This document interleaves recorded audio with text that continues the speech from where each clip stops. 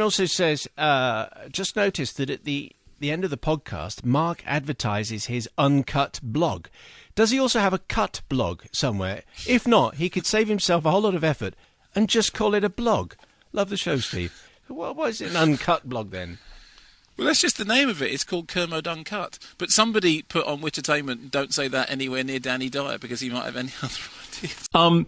Chris Rock's Good Hair, or Good Hair, I think is the official title. I can't help but referring to it as Chris Rock's Good Hair. It's a documentary in which Chris Rock finds out about the African-American hair industry, which doesn't sound perhaps like the most promising of subjects, but it's actually very interesting. What he does is, he goes around, his daughter says to him early on, apparently, why don't I have good hair? And he gets into this idea about what is good hair? What does good hair mean? It means, it means that straightened hair. It means that long hair. It means that hair that's attempting to look like European hair. And he goes and speaks to a bunch of people about how it is that they make their hair appear the way it does. And it turns out there are several things that we learn. One of them is that we learn about hair relaxing, which is done with a chemical which is basically watered down napalm, as far as I can tell, which somebody says that having their hair relaxed is mildly less painful than a gunshot wound.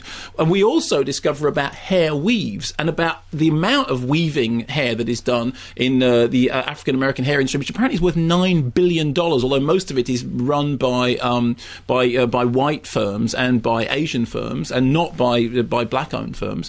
And there is a very interesting discussion about the sheer economics of the good hair. Here's a clip. $1,000. Yes, it starts at $1,000. It starts. So how high? You can go as far as $3,500. $3,500. Yes. And who's paying for this? Ladies, working people. Black women? Black women, everyday people that are working and want to look good and look as natural as possible. She's wearing a hair unit over there. How much did you pay? $1,000. You paid $1,000? And those two ladies in the back over there. Question, where do you work? I have my own business, childcare. Childcare, okay.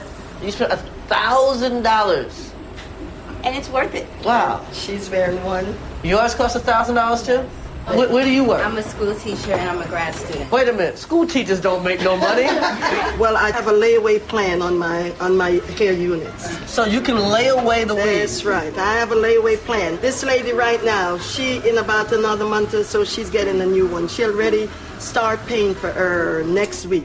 So $1,000 for your hair weave. Okay, when it turns out that the hair weave, so where does it come from? Apparently it comes from religious ceremonies in India in which people give their hair away for religious purposes. The hair is then taken away and is sold for huge amounts of money. And what's interesting is, have you got indigestion? Slightly, thank you. Okay. There's an economic story here, which is just the sheer amount of money involved in this industry, because it is, it is fairly amazing, and who owns the money and where the hair comes from.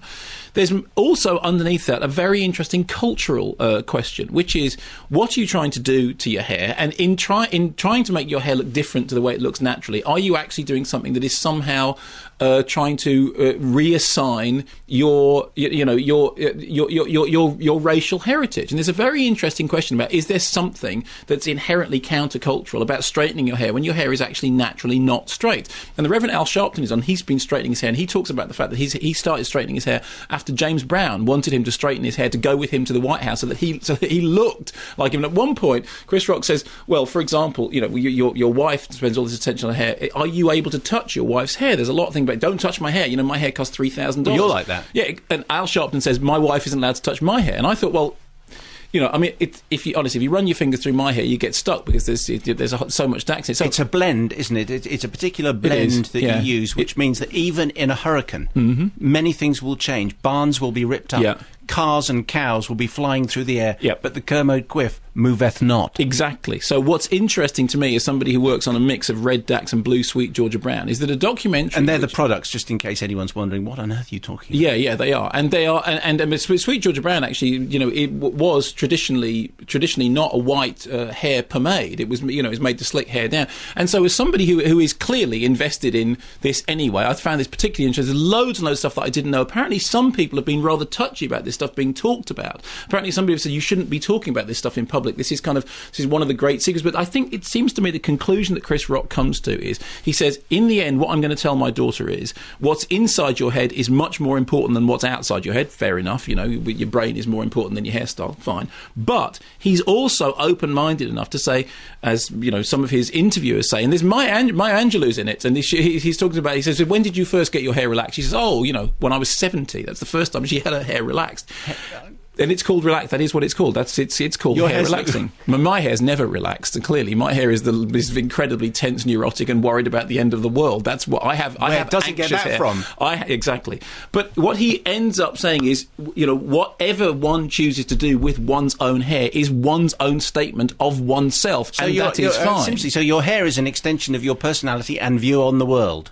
Yes, but it is also, he's questioning the way in which you would try and change your hair to make it look like a different ethnicity. And there's a lot of stuff about whether or not what people think of as good hair, essentially what they mean is European hair, or essentially what they mean is Asian hair, or essentially what they mean is Indian hair. What he's talking about is whether there is a race issue involved in this. And I think what's interesting is that it's very funny. Some of the conversations in the barbershops are very bawdy and very vibrant. People talking very honestly. I mean, honestly, don't go see Sex and the City. Go see Good Hair. It's interesting. And loads of, you know, women talking very, very openly, very candidly, very frankly, very entertainingly about this thing which I hadn't considered to be a big issue.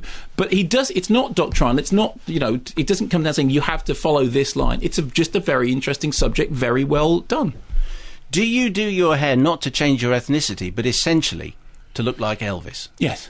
That's essentially what it boils down to. Mm-hmm. So what does that tell us about your view of the world? That, you know, he didn't actually die. That he went off in a helicopter. He is reincarnated in the top bit of your head.